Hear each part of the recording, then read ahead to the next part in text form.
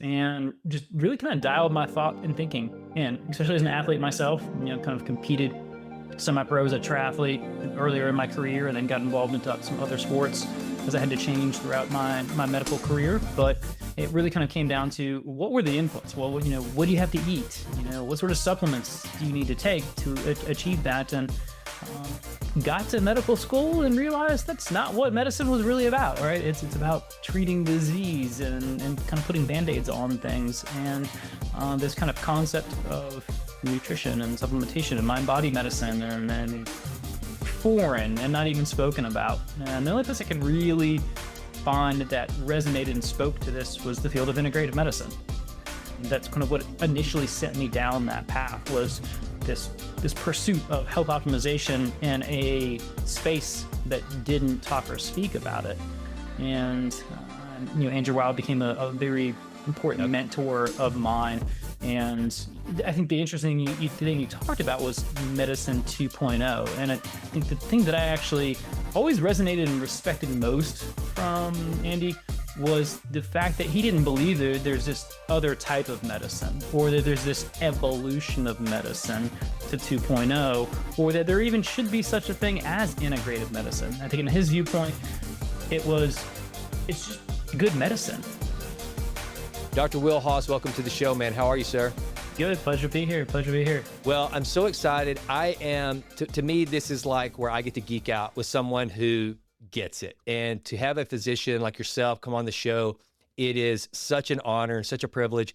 So what I want to do, the way I want to kick this off, because I think we're at a unique stage in medicine. I mean, Peter Attia talks about it being medicine 2.0, and you seem like you're a pretty young guy. It seems to me like, just from the research I've done, you adopted the idea of integrated and functional medicine very early. Talk to me about, first of all, how you decided as a physician to come into the game practicing functional and integrated medicine. And then we can do some definitions of terms there. I mean, this audience is pretty up to speed with what those terms mean, but please feel free to explain some of that. And then talk about what made you decide to go into this line of medicine. And then let's just geek out on peptides, on toxins, on how to be healthy in this modern environment we all find ourselves in. But before that, what's the origin story of your practice? Yeah, there's probably two or three parts to it, but the kind of the first origin of kind of why integrative medicine, why functional medicine, probably just goes back to my fascination with health and human performance when I was 13, right? I'll date myself a little bit. You said I look young. I'll take that as a compliment, and then I practice what I preach. But, I remember watching the 96 Olympics and watching Michael Johnson just crush some world records, and just being fascinated with, okay, what are the inputs that have to go into the human body to be able to achieve that sort of performance? And just really kind of dialed my thought and thinking in, especially as an athlete myself, kind of competed semi-pro as a triathlete earlier in my career and then got involved into some other sports as I had to change throughout my medical career. But it really kind of came down to what were the inputs? Well, what do you have to eat? What sort of supplements do you need to take to achieve that? And got to medical school and realized that's not what medicine was really about, right? It's about treating disease and kind of putting band-aids on things. And this kind of concept of nutrition and supplementation and mind-body medicine and it's foreign and not even spoken about. And the only place I can really find that resonated and spoke to this was the field of integrative medicine. And that's kind of what initially sent me down that path, was this pursuit of health optimization in a space that didn't talk or speak about it. And Andrew Weil became a very important mentor of mine. And I think the interesting thing you talked about was medicine 2.0. And I think the thing that I actually always resonated and respected most from Andy was the fact that he didn't believe there's this other type of medicine, or that there's this evolution of medicine to 2.0, or that there even should be such a thing as integrative medicine. I think in his viewpoint, it's just good medicine. Yeah. Right. It is good medicine to draw from, every potential, healing modality, right? To address the whole person, mind, body, and spirit.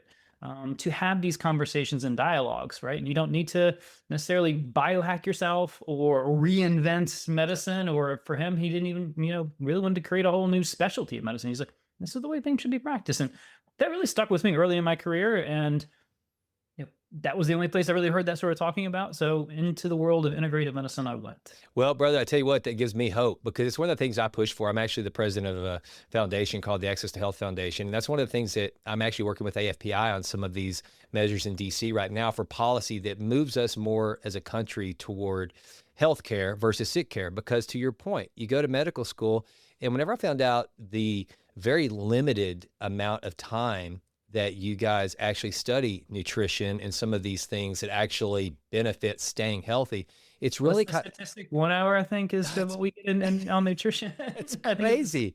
It's crazy, man. And so for you, and this is my hope, like one of the things I'm arguing for in DC all the time is that more medical schools will, as part of this, I want to make general practice great again, because we need guys and gals like you practicing medicine early on in the standpoint. And to me, and maybe this is a little bit of kind of a far-fetched dream, but I think every primary care doc, general practitioner, whatever you want to call it, should have the background and education and the understanding that you do. It's interesting that you mentioned Andrew Wild. So you may have met along your road. Again, all these physicians that have either been on the show or that I've crossed paths with. Ailey Cohen, she is a friend of mine and a friend of the show. She actually is a mentee of Andrew Wild's. And so I agree wholeheartedly with his methodology, which is like, hey, why don't we, it's almost kind of like he was even before David Sinclair started talking about treating aging as a disease or somehow, it's like, if you're healthy, doesn't mean you have to wait till you're sick to take on some of these protocols and some of the things that guys like you and I do. Like I have did my ice plunge and do all these goofy things that you don't have to do. They're not panaceas, but I don't do an ice bath because I'm sick and I'm trying to get better. I do an ice bath because I want to help myself mentally and I want to regulate my glucose levels and that sort of thing. So let's jump into some tactical applications that someone walks into your practice, Will. And like, for example, for me, I think that, and this is I'm kind of the avatar of my show. It's mostly, younger than me. I mean, you're probably younger than I am. I'm 51, and most of the audience is between 30 and 60 entrepreneurs, pretty type A, hard charging guys that are interested in health and wellness, and not just lifespan, but health span. Mm-hmm. So when people come to your practice, what are some of the first things that you're going to talk to them about? Some of the questions that you would ask, some of the things that you would do to find out where they are, to get those benchmarks, to get them to meet the goals that they may have for their health? Yeah, I think there's questions and then there's diagnostics, right? Kind of falls into one of those two buckets.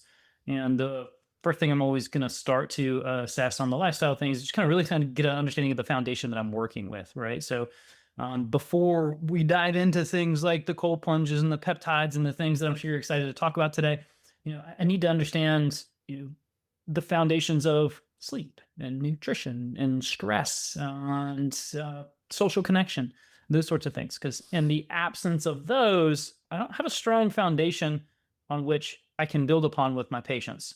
All right. So, if I get that high performing, 45-year-old executive who is literally banging away on the laptop until 11 o'clock at night and then up back at 5 o'clock and skips breakfast, grabs fast food, or a lot of people know fast food's not healthy for you anymore, but they're still not eating kind of nutrient dense deep meals, lunch, dinner, that sort of thing. It's a very different conversation than somebody who is truly doing all the right things, right? Somebody who is kind of eating appropriately, kind of a Mediterranean style diet, or, kind of getting the supplements in and getting, restorative 8 hours of sleep. It starts with a different conversation. But regardless, I'm going to use that alongside some diagnostics as well. So let me ask you this. Of those things, because the things, again, but if you had asked a physician, say 10 years ago, even maybe, this question, they probably wouldn't have answered like, well, I talk about their sleep. I talk about their stress. I talk, they're just going to, I mean, they would probably, again, they'd be looking to diagnose something. You came to me, you've got a problem they're diagnosing. What do you find are some of the biggest, are you kidding me, doc, moments that your patients have when they discover the impact of a certain, let's just call it tactic, whether it is improving sleep, whether it is improving caloric deficit, or there's some things that whenever people start to talk to you about these things, that they're just like shocked that it has such a needle moving capability to their health? Yeah, I think the thing I kind of want to maybe back up a little bit too is the diagnosis of a disease. And to me, I'm starting to listen to these conversations with my patients in terms of cellular dysfunction patterns. So, what sort of patterns am I seeing bubble underneath the surface when I hear somebody is not sleeping 8 hours a night, right?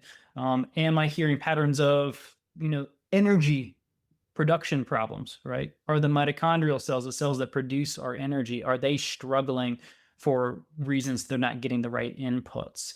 Um, so I start kind of always thinking from that lens of like, what patterns am I hearing from cellular dysfunction? So it's not that like, we kind of throw that doctor mentality out of like, what am I not diagnosing? It's more of what patterns am I looking for?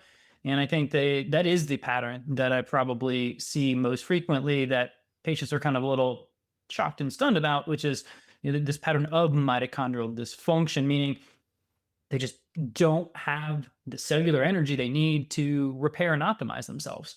And once I can get my patients to have that light bulb moment, then suddenly the conversation starts to shift.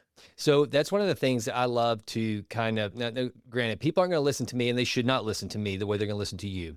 But whenever people start asking me questions, just if they know my background, they know this show or whatever, they start asking me something about like what supplement should I take or some nonsense like that. That's just a very, I need the lightweight questions, but really we need to go deeper. And one of the things I always start to talk about is cellular health, to which, I, as a layperson myself, when you start to talk about this, people are kind of like shocked that you don't want to talk about supplementation. You don't want to talk about some physical modality of exercise, something like that, or you don't start talking about the biohacking things that are sexy and everybody's talking about. Instead, you start talking about cellular health and mitochondrial health, and like I mentioned before we got on the show, talking about phospholipids and the cell membrane.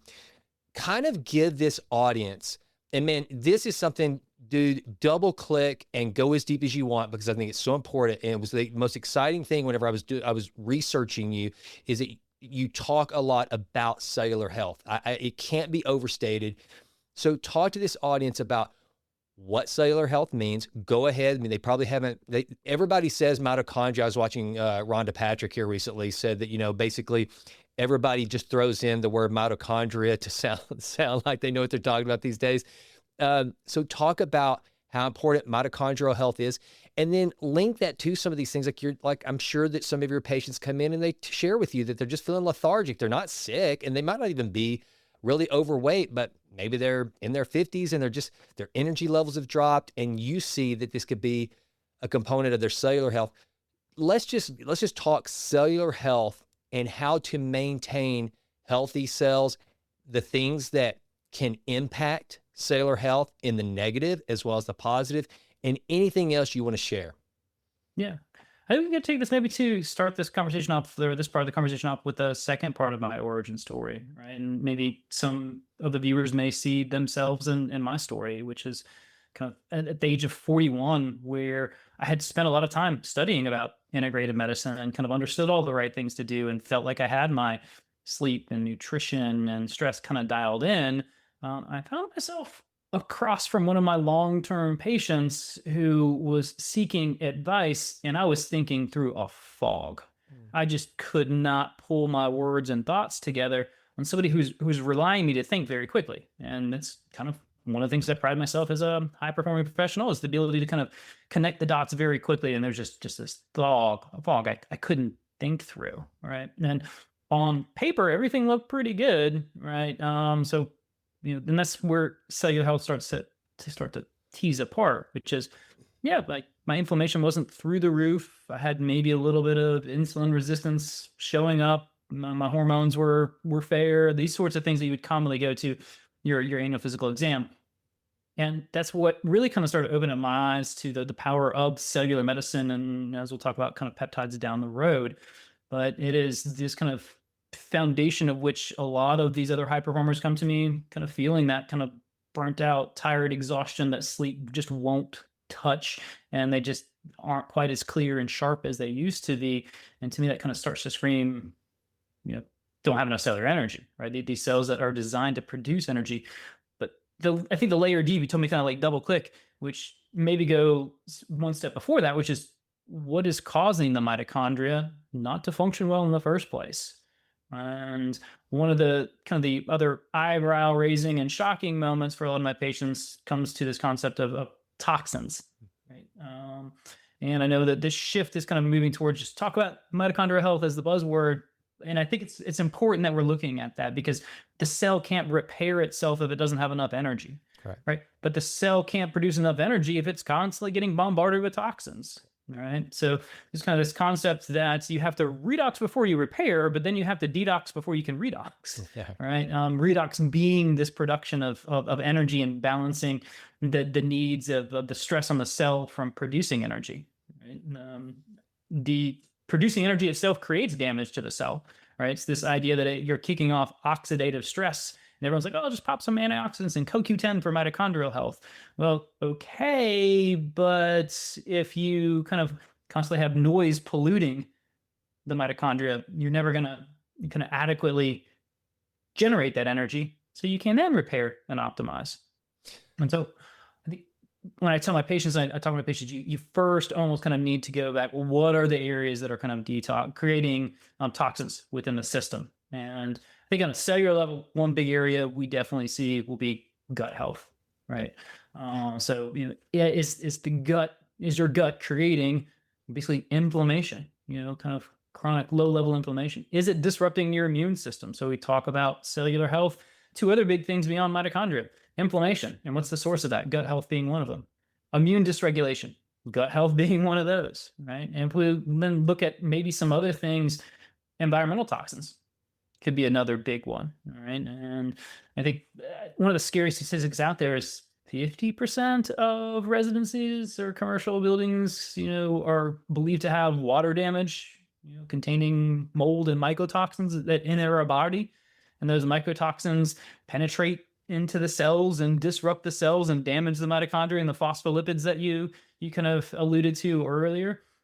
And so what sort of toxins do we need to kind of start clearing out because they're creating this inflammation, this inflammatory milieu environment within the cell that then disrupts the immune system, right? And then the mitochondria start to damage, and the mitochondria can't do its job of regulating the immune system and resolving inflammation. So now you kind of see how kind of the parts and pieces all kind of start to communicate with one another. And that's kind of the fascinating thing to me about cellular health and cellular medicine is it's not in isolation. These cells don't kind of live off on an island by themselves. They communicate with one another, which is kind of the beauty of, and we can get to it later, but peptides communicating with those cells to get them to kind of function optimally.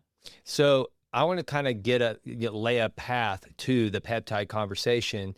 And I'm glad you brought up toxins because, again, it's one of those things that I think that a lot of people take for granted just how, and it sounds pretty bad to say we live in a very toxic world, but it's just our water, our air, the food, walking on grass that has the different fertilizers and stuff on it. It's just everywhere. So we're in this kind of toxic bubble. I mentioned Ailey Cohen. Her first book was non-toxic, and being healthy in a toxic world, I think, was the book. It's a great too, by the way, just a great handbook on some practical applications of how you can start to detox your environment. But I do think it's one of those things that people don't understand is that this modern habitat and environment, with all its robust amazingness, it also is kind of working against us. So let's talk a little bit about, all right, so I've decided I want to, I've listened to Dr. Will Haas, and I get it. I want to start cleaning up my environment, and I want to do it nutritionally. I want to do it environmentally. But I know that even if I do eat 100% organic. And even if I do have all the cool filters and reverse osmosis in my house, all these cool things, I realize there's still going to be some extra help I'm probably going to need because I just can't control for every environment that I'm going to be in. So let's walk through some of those tactical applications, Doc, that this audience can apply with regard to environment, nutrition, physical movement. If you want to, again, go a little bit deeper on the gut. I love having conversations about bifidobacterium and butyrate and all those cool things. I mean, I was so ignorant to gut health a couple of years ago. And now that I've really started to focus on it, game changer. My immune system is so much better, inflammation lower. I had no idea. Just my cellular performance and being more efficient, being able to take the calories in and get way more out of them. I don't have to eat as much because I think I've got a healthy gut. All these things have made such a difference to me. So let's talk about some of these actual practical applications in any of those categories that people can start like doing whenever they stop listening to this podcast. They start checking off a checklist of here's how you start to defend against these toxins in an effective way. Yeah, probably the most practical thing before you get into like brass tack strategy is you need to get tested, right? Because I'm a very much 80/20, which is I don't know where to start.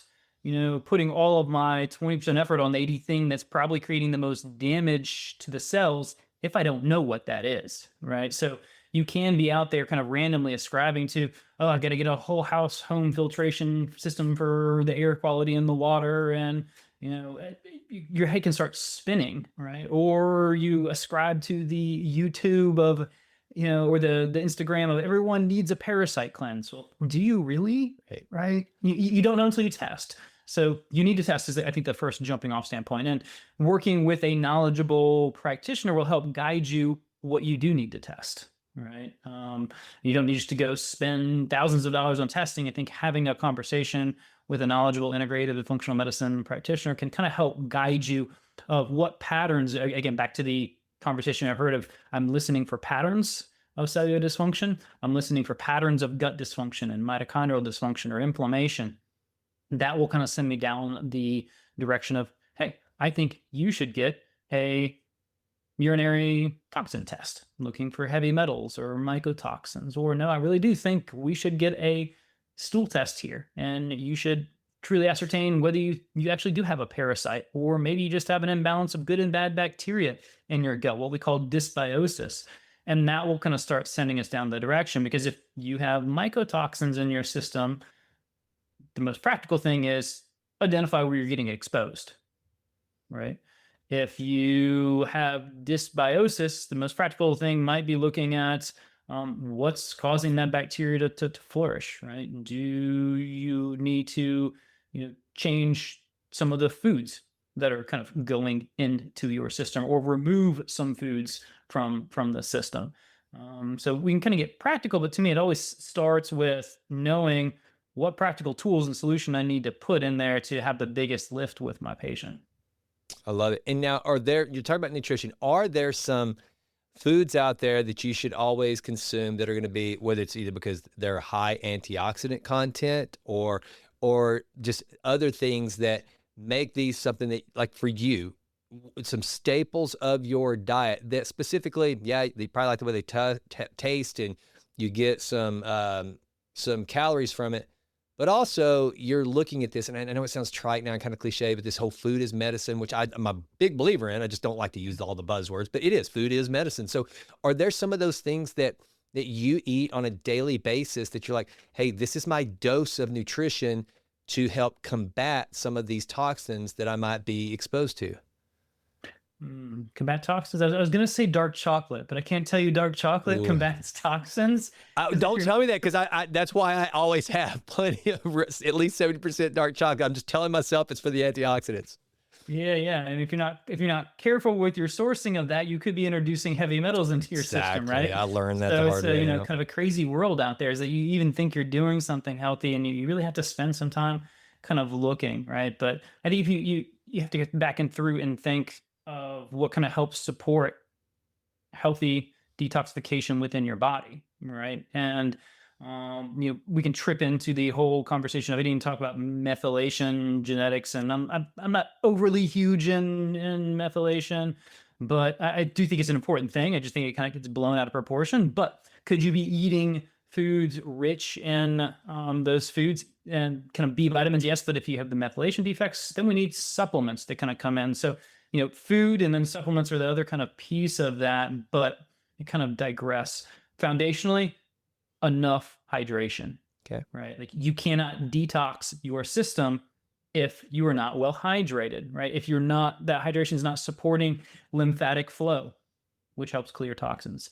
If you're not hydrated enough to have good, regular, healthy bowel movements, you're not going to clear toxins. If you don't have enough hydration to sweat and eliminate that way, you're not going to clear toxins.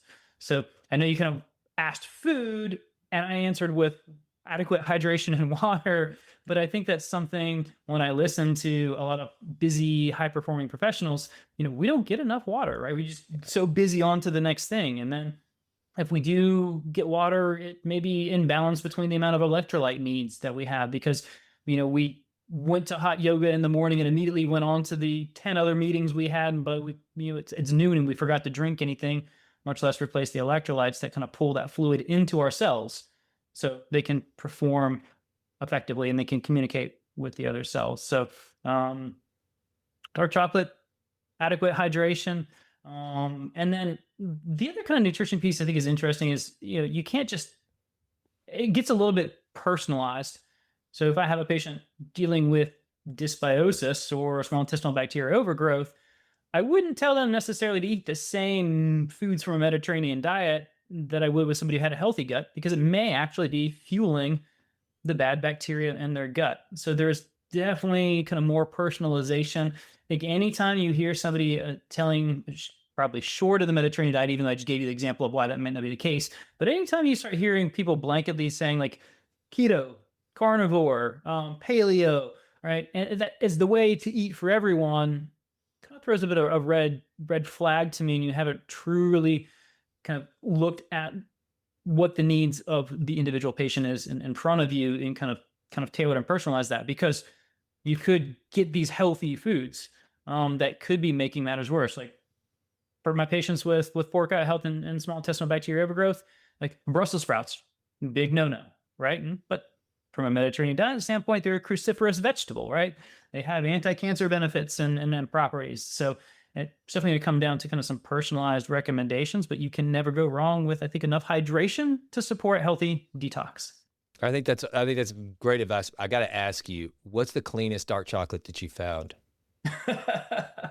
I think Etho ranks up pretty clean. Okay. Unfortunately, one of my favorites, like Lint, is not up there. I love a good 85% Lint. Yeah. But that's up there on like kind of some of the dirtier lists. But I think Etho is one that I enjoy the flavor that ranks highly. Yeah, mine for the longest was, I thought because it was organic, I was doing good, was Alter Eco, and then I found out it ranked pretty high on metals. But the one that I found that does rank consistently pretty well is Hue.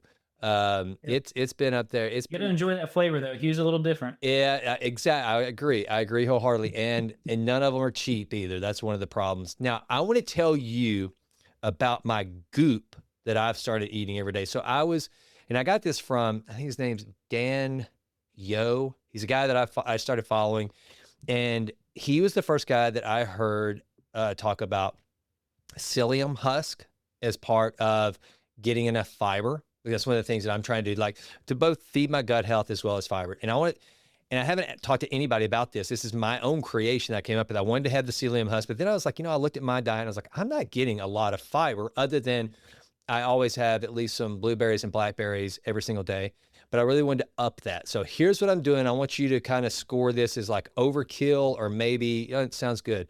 So I'm also kind of a eat the same thing every single day kind of guy. So here's what I'm doing. I've gone to the 2% Oikos Greek yogurt, and then I'll put 2 tablespoons ground chia seeds, 2 tablespoons ground flaxseed, half a teaspoon of the psyllium husk, a teaspoon of apple fiber, and then also for the gut. I'll put a teaspoon of dried green bananas, and then I mix all of that up again with the Greek yogurt, and then I'll put blackberries, blueberries, and then maybe just a little bit of walnuts in there.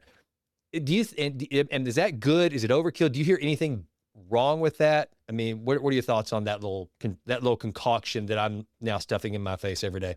I think it depends. And it depends on two questions. Okay. One, was your gut messed up in the first place? Two, do you enjoy it? Yeah. 'Cause they'll get my patients that'll come in and they'll do all sorts of crazy things. They're like, Doc, I hate this. Yeah. Yeah. What are we doing here? Right? And how sustainable is that if you absolutely hate it, right? So maybe you enjoy this goop. I imagine you enjoy this goop. I do. Goop I didn't sound like half my goop. bad, I like my right? goop. The goop sound didn't sound half bad. Oh, It and by sounded the way, like- I forgot to tell you that I also put a scoop of whey protein in it. I left that out. That's kind of like a core ingredient. So anyway, if that was my goop, I'd probably be adding like another scoop of cacao powder or cacao nibs in there because that's Okay. what goes in my goop in the morning. Okay. My 2% Greek yogurt has all right. a heaping serving of cacao nibs in there as well. But no, I think 80%. I like it. I like Okay. it, Jason. I think there's a few things that I'm like, maybe overkill for the dollar, right? The other thing I might be looking is like, how much does this goop cost? It's a pricey bowl.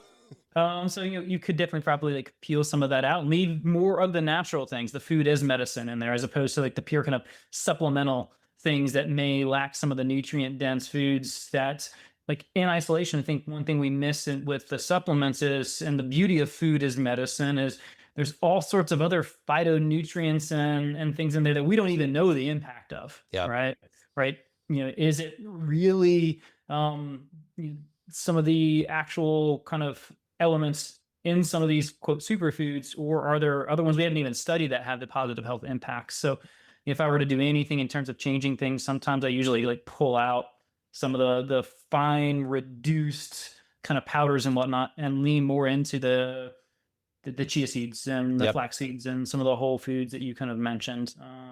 But the second part of that, Jason, was, did you need to in the first place, right? Was the gut function all that poor or not? As the other piece. Yeah, and I haven't had a gut biome test in probably a little over a year. I'm probably due one. No symptoms, no inflammation to speak of, all regular and all that good stuff. And got into a conversation the other night at dinner on a trip about the a good stool. And in conversations like this, it's kind of appropriate, because it is kind of an indicator of what's going on with your system. But at dinner, it's kind of funny whenever people start asking you these questions, and before you know it, before the meal comes out, you're talking about stools and stuff. But anyway, I haven't had a gut biome test in a while. So really, for me, it was kind of a combination of just trying to maintain the healthy gut, as well as get some extra fiber in there. And so, Do you need to take it to that extreme? Probably not. Yeah. Right? Like, do I like the idea of like, hey, I'm gonna have a meal here that fundamentally supports my gut health? I think it's a fantastic idea. It's just again, kind of these ideas of extreme, and we didn't even get into yet even kind of the concept of there's this concept of stress and energy. We have talked about kind of cellular energy, but what also else feeds into the cellular energy is just how much attention we have, and how where our attention gets pulled and stripped everywhere. So I do see people chasing all these different areas of health optimization, and then that can lead to kind of burnout and overwhelm and stress, and that taxes the mitochondria. So I go on a bit of a rabbit hole there, but all to say is I'm a very practical kind of practitioner, if you will, where I'll really kind of ask the questions of, does your body need this, and how much of it does it really need to move the needle in the direction we're trying to go? Yeah, and I think that's where let's take that. That's a great segue into supplementation, and then we can go into the peptide conversation, because it's one of those things that I told you about Authentic Health and my company and how that all came about. And because I'm in that business, a lot of people will ask me, what supplements should I take? And back to your point earlier, it's like, I'm not going to tell you. I don't know. I have no idea what your blood work looks like. That's like, I have no earthly idea. And that's why, and I also tell people, I'm like, I'm not going to just start saying, hey, this is what you need, because this is how you end up with a pantry full of stuff that you don't know why you bought it in the first place. You listen to some podcast and some guy said that NAD was the next big thing. NMN, you read David Sinclair's book. Now NMN's going to give you longevity. And all this nonsense. And so it's one of the things I don't do. And it goes back to what you said earlier. It's like, you have to you have to get some of these screenings and tests and blood panels to figure out where the heck you are. And so again, it's one of the things I like most about your background and why I wanted to bring you on. And so to the audience out there, if you want to simplify some of this stuff, if you're tired of feeling this overwhelm, go to someone like Will Haas and figure out where you are. Don't give yourself a bunch of supplementation for something that maybe you're just off the charts for. It's kind of silly, right? And you're wasting money, and it's no good. But I do want to go into some of the supplementation that you think, again, sticking with this theme of cellular health, of defending against toxins, that you would say are almost universally, you see it in your test. I told you that's how we came up with our stack with Gus's practice. I'm sure you see the same thing, that there's just these patients that come in and it's like, man, look at that. Almost that 80-20 rule. I can almost guarantee you that 80% of my patients are going to have this deficit. And so therefore I need, whether it's vitamin D, C, what are some of those things that you see that probably most people listening to this, if they took this from nutrition and environment and they did want to start applying some supplemental health, tools to the kit, what might those be? Yeah, the foundational ones that, if you ask me, what do I see when I test all of my patients with advanced micronutrient lab panels, which is what I do, I'm always going to see probably three big ones, two at the very least. So magnesium, vitamin D, and surprisingly, B12. Yeah. I see as well. B12 or folate, especially if you're kind of one of the 20% of people running around with the MTHFR gene mutation. So that can be the fundamental ones that I see all the time. And I think vitamin D kind of just gets chalked to the side. It's one of these ones that we all know we kind of need, but I don't think the majority of us understand why, or why you need it. All right. And I think a lot of times we're kind of trained like bone and joint health, vitamin D. Okay, like bone and joint health is not really going to catch up to me. It doesn't impact me on a day-to-day basis, but we forget that it kind of acts a little bit more as a hormone in the body, right? So, if you have low vitamin D and you're waking up, and you kind of have this melancholy cloud over you and your kind of moods just kind of flat, that could be vitamin D, right? If you start having issues with elevated blood pressure, right, and increased risk for heart disease, that could be vitamin D. So vitamin D is going to show up in a lot of different places and across the board. When I even worked at Tucson, Arizona, when I was in fellowship with Andrew Wild's fellowship in Tucson, Arizona, arguably gets more sunshine than San Diego, right? All of my patients walked around with a vitamin D deficiency, right? So that's a clutch one. Magnesium, important when over 300 kind of cellular processes and pathways within the human body, essential for mitochondrial health, like we talked about. And that one, also, we don't get enough in our diet, and we can kind of go into, we don't have time to go into the whole impact of why the foods we even put into our bodies are no longer as nutrient dense as they once were. So we see that with magnesium, and then just the ability to our earlier conversations around, are you absorbing enough of those, right, from healthy gut function? So magnesium commonly, and that's another thing with why I say I think some of the B vitamins are commonly low, is because so much of that is absorbed in our upper intestines, right? And if we do have that imbalance of good and bad bacteria and dysbiosis, we're not absorbing that, or we don't have enough of the good bacteria whose job is to actually produce some of these in the first place. So those would be some foundational ones. There's, I think, some sexier ones that I might throw in. Everybody's, I think, in a similar vein. Do enough of us get enough of healthy omega-3s in our diet? We kind of know the standard American diet is skewed much more towards omega-6s than omega-3s. And it's kind of not a new topic, but I do see that as foundational across 80% of my patients or so. And so that's really important for the system. Some of the other ones, I think it depends on what the micronutrients show, right? I think antioxidants get a lot of attention, like CoQ10, especially when we talk about mitochondrial health. But the thing about antioxidants is that they're in balance, right? There's this concept that we talked about earlier around redox or energy production, and the fact that the cells that create energy, the mitochondria, they kick out oxidative stress and production of energy. And the antioxidants are designed to kind of balance this. So there's kind of yin and yang. If you kind of like overdo the antioxidants, right, you're not actually benefiting the cell, right? Because you need kind of this kind of balance for the cell to produce that energy. So although I love CoQ10, I don't think that everyone should be taking. If I do see patterns of mitochondrial dysfunction, CoQ10 is definitely going to kind of bubble up into one of my tools that I'm going to use. And um, not opposed to using some of those precursors like you talked about, MNN or NR, to support kind of mitochondrial health if I see that pattern of strain. But now when we kind of start going that direction, I really do need some data to kind of help guide me. Yeah. Yeah. And that's the thing too. That's what's so important whenever you get into that realm with people that just start, again, they hear Andrew Huberman talk about it and decide, okay, well, I gotta get that. Andrew Huberman takes it. Well, even Andrew Huberman will tell you, it's very specific to his needs, which he's very dialed into. So now let's go into the conversation of peptides. So GLP-1s, obviously, that's probably where a lot of people, I mean, you and I, again, because of the world we live in, we've heard about peptides of all different stripes for years. I'm sure you've, especially as a practitioner, most people on this listening to this, they know at least something about peptides because they've heard about GLP-1s. But give the audience kind of your take on when did you become bullish on peptide usage as a way to battle aging, to promote health span, and some of these.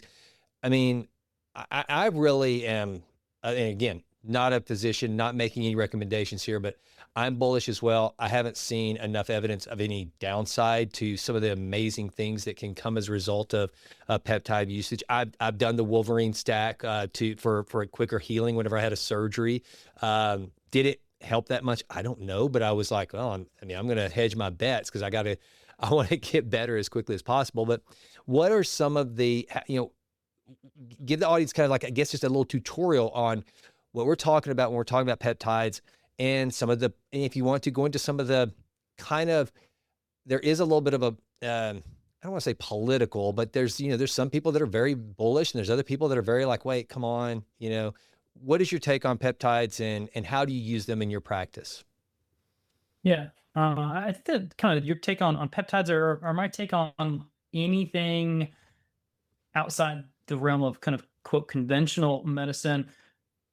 Going back to a conversation that we had earlier around my mentor and some of his thoughts and philosophies. So Andrew Weil kind of always, the way he evaluated things at a time where he got raked over the coals for a lot of things back when he first came out, talking about some of his concepts and ideas, which is the way he kind of views things within the limitation of kind of conventional analysis of interventions, which is, what is the level of evidence for it? How much evidence do we have out there? And I won't go into the limitations of how studies are developed and the influence of big pharma. We don't need to. We've had that political conversation, but what is the actual evidence level of evidence?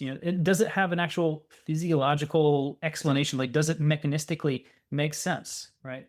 What's the ability for it to create benefit? What's the ability for it to create harm? Right? And I think that's the piece that we kind of start looking at when it can go layers deep when we don't have as much studies to guide us, right? And I mean, I'll be the first person in the cellular medicine space to say we know a lot about the cellular pathways that these peptides are working. Do we have the high level of randomized controlled trials that you would for FDA approved medications for a lot of these peptides? In most cases, no. Even the ones that have FDA approval don't have the same degree of studies done on Lipitor, right? Like Tesmorelin is commonly talked about as one of the non-GLP-1 peptides that has FDA approval, right? How many studies were actually done on that one? Not a ton, right? But do we know it has a mechanism of action that makes sense for what we're trying to use it for? Yes, right? Is it been shown to likely cause a lot of harm? No, right? So there's other ways I think of evaluating tools that haven't gone through a rigorous randomized controlled industry sponsored trial, right? And so that's where I kind of start thinking through, because I take that same kind of conversation, apply it to other tools beyond peptides as well, right? So when I'm thinking about incorporating a new tool into my practice with my patients, hyperbaric oxygen. another one, right? It has 14 FDA approved clinical indications, none of which any of my patients come to me for, right? No one's coming for me because they have, a gas embolism. So yeah, that's just, I think, important to have that sort of conversation. But to your original question, what got me intrigued about peptides? I think the very first thing that kind of raised my eyebrow 15 years ago was when I was in medical school, when GLP-1s were actually first coming out, right? They've been around for 20 years or so now, right? And, in medical school, I started seeing their use in diabetics where they kind of started to get their first FDA approved indication. And the thing that struck me wasn't the fact that the patients had better blood sugar control or lower A1Cs. It was the fact that they were losing weight, that they were less inflamed, that I could take them off their insulin, right? And insulin's a peptide, right? Peptide created in 1922 or so. But insulin and diabetics, to me, what I saw in a medical student is it creates more inflammation, right? And if you have inflammation within your system, as we talked about earlier, that's just going to disrupt your whole cellular balance between the immune system and the mitochondria. And that's what really kind of intrigued me was I started then going from medical school into residency. And residency is kind of an interesting time where you're a doctor, but you're not really a doctor. You have somebody else overlooking your work at all times and telling you how to practice. And so when I wanted to start taking all of my patients off of insulin and putting on a GLP-1, I was kind of scolded and reprimanded, right? As a resident, be like, no, you can't do that, right? Like textbook medicine says their A1C is above 10, they need to be on insulin. I was like, no, I think this is doing the patient a disservice. You're creating more inflammation, right? That insulin is driving more visceral body fat, which creates more inflammation, right? And I was like, well, what are we doing here? And so that's when I got really excited about peptides. Was GLP-1s way before semaglutide and tirzepatide, and now the new buzz everyone's talking about, retatrutide, right? So that's what kind of first peaked and grabbed my attention. And then, I think that other area that kind of really kind of struck was the story that I talked about when I was 41, which is, okay, so I'm eating clean, I'm taking all the right supplements, and that's still not working. What's going on here? And it became less about the peptide and more about the cellular pathways, right? That mitochondrial dysfunction, and how do I start helping the cell produce energy again, produce clean energy, produce reliable energy, even though I had no intention of working any fewer hours or being any kind of less stress. I can modulate that stress later, but I'm sure I'm speaking to your audience here, Jason, right? Which is like we're wired to run hard, and higher performers don't accept a world in which that is the case. So how do I start allowing my cells to perform more optimally as I age and I continue to push my body like I was 20? That was the other thing that really hooked me into kind of peptide, was really kind of how do I support cellular health. And so what did you look at, and just, for someone like, again, myself, when it comes to looking at these peptides, what are some of the ones that make for more efficient or better performing cell signaling and mitochondrial health? Like, are there some specific peptides that you recommend for your patients as they start to see the things that you're seeing? Again, 51 years old is my age, so it wouldn't be unusual for me to come into your practice and say, hey, doc, I feel lethargic. My libido's not in good shape. I've got belly fat. And I want to get the belly fat gone. I want my libido up. And then I know you'd look at my hormones and all that, my testosterone levels. But then if I tell you, but I want to go above and beyond, because I don't just want to produce something more. I want to be able to do more physically. And so therefore, talk to me about peptides. What do you say to that patient? I think you kind of started to allude to it, which is what's happening with that individual patient. And I don't have a favorite peptide stack, and I don't have a favorite peptide stack for every patient, because I think when you start talking about in stacks, you actually just are talking about conventional medicine in disguise, right? Which is like, oh, let me take this symptom and tag it to that peptide, right? Right. How is it any different than you have high blood pressure? Here's your blood pressure medication, right? As opposed to what cellular pathway am I really trying to optimize them? Because I think about peptides in terms of categories of cell signaling regulators, right? Yep. Which lever am I trying to pull to help the cell do its its job better or function more optimally.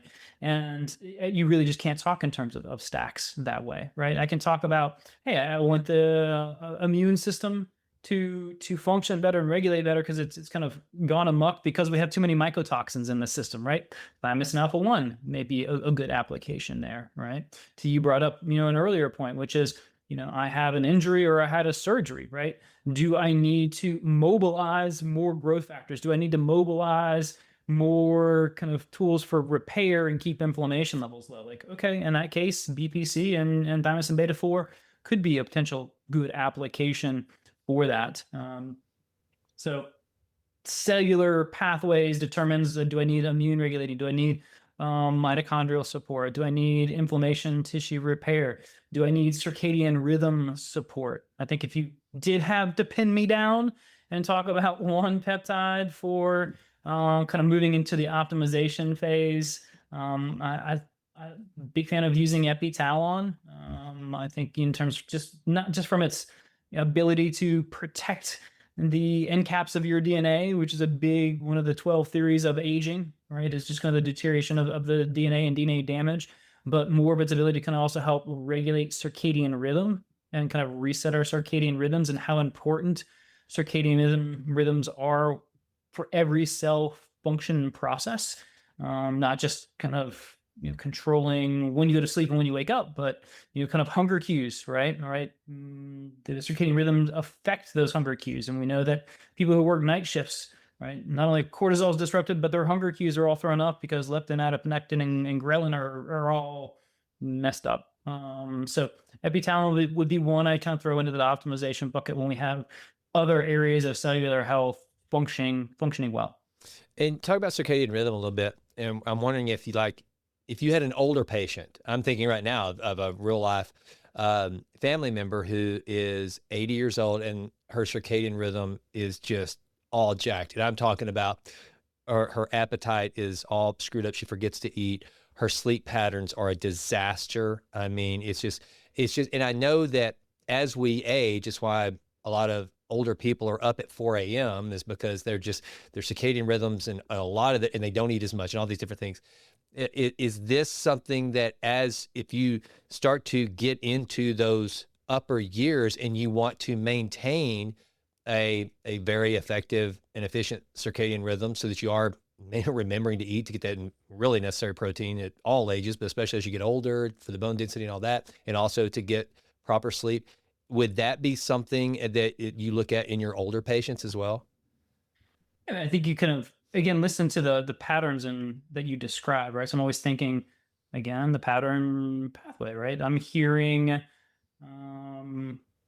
you're concerned about bone density, right? I'm hearing you're concerned about healthy appetite to eat the right things. I'm concerned about disrupted circadian rhythm sleep cycles at night, right? I may actually gravitate away from epitalon and move more towards a growth hormone releasing peptide in that case. Okay. One that I know is going to increase bone mineral density. One that I know is going to increase IGF-1 and stimulate appetite. One that I know is going to help build lean muscle mass if you're getting that older individual to consume adequate protein and do resistance exercise training, which is going to have a much bigger domino effect than like, let's just tinker with the sleep. But back to the earlier part of the conversation, I'm going to want to start at like, why are those things going on, right? You talk to me about an 80-year-old.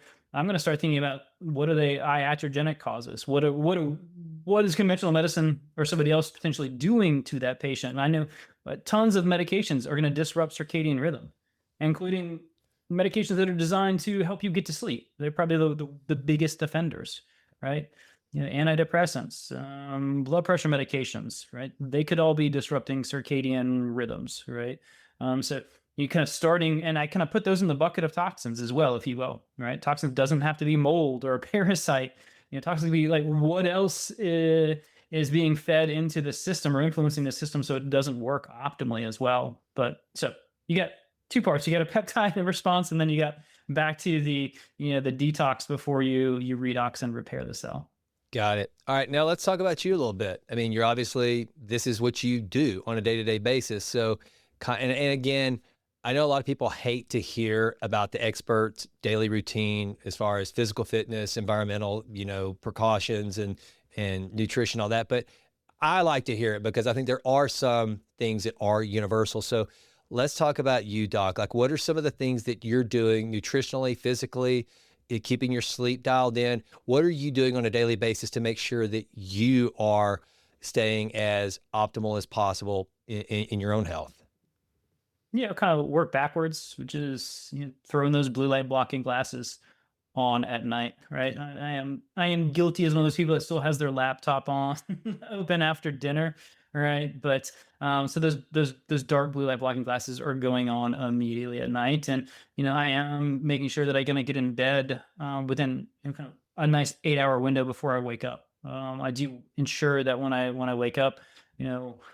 I'm doing that hydration routine that I talked about, right? So I have electrolytes and creatine, and I'll even throw a little ketones in there as well. And that is the very first thing that I'm consuming. And then I try to do that with enough time to make sure that that's hydrating myself, so I can then go work out in the morning, right? And that's kind of where I'm at in the stage of life. I have a toddler, so that is my quiet, protected time.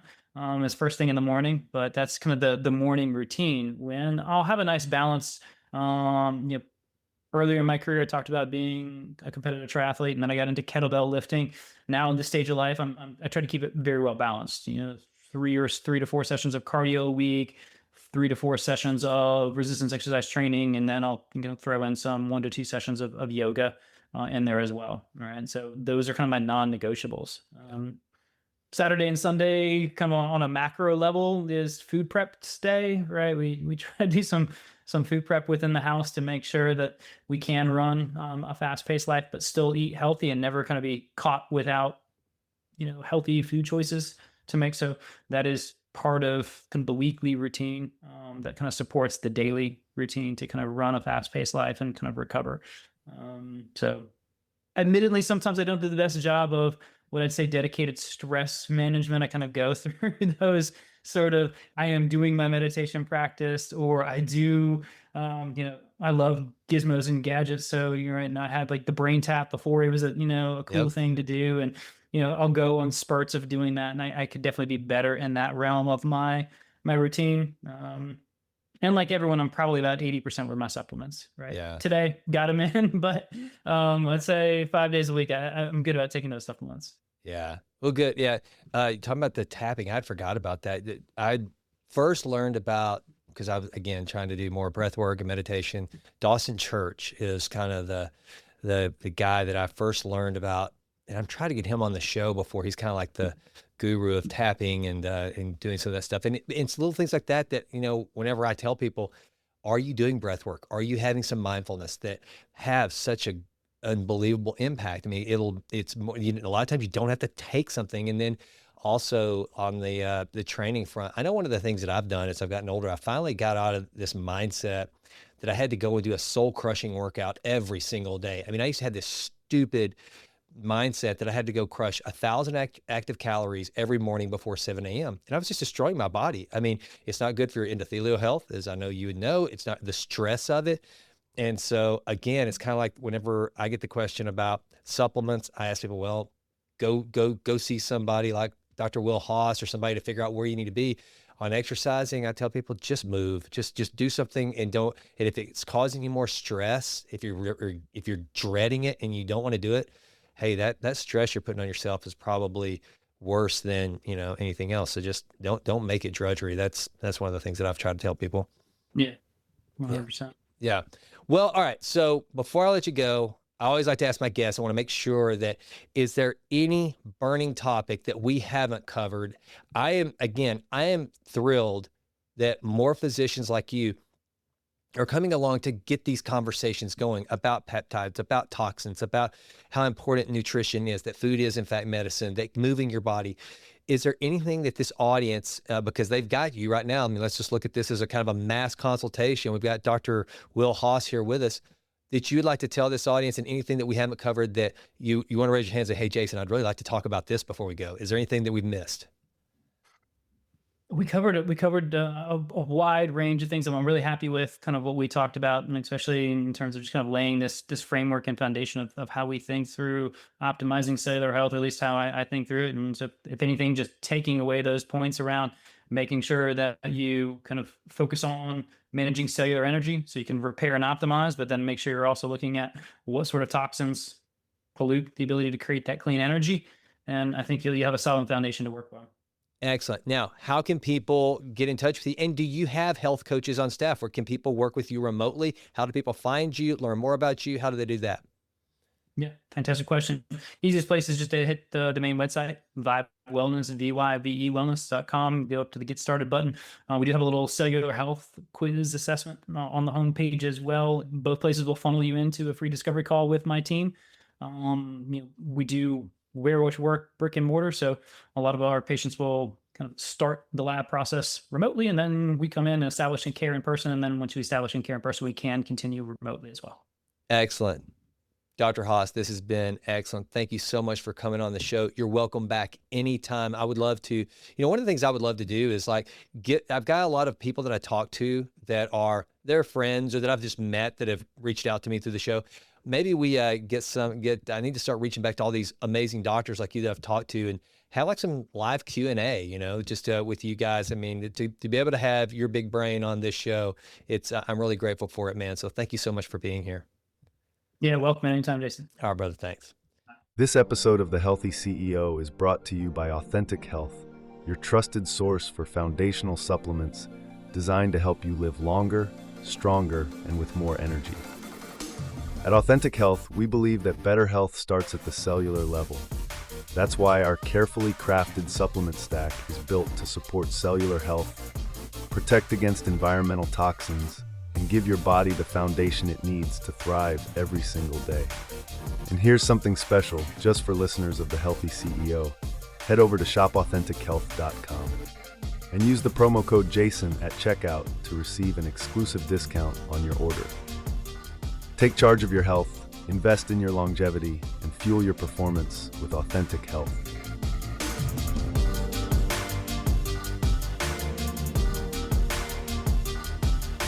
The content provided in this podcast, The Healthy CEO, is for informational and educational purposes only and is not intended as a substitute for professional medical advice, diagnosis, or treatment. Always seek the advice of your physician or other qualified health provider with any questions you may have regarding a medical condition. The opinions expressed by our hosts and guests are their own and do not necessarily reflect the views of The Healthy CEO. Any information provided by our hosts or guests, including any physicians who may appear on the podcast, is solely for informational purposes and does not create any doctor-patient relationship. Listeners are advised to consult with their healthcare providers before making any changes to their health routines. The Healthy CEO and its affiliates assume no responsibility or liability for any consequence resulting directly or indirectly from any action or inaction you take based on the information provided in this podcast.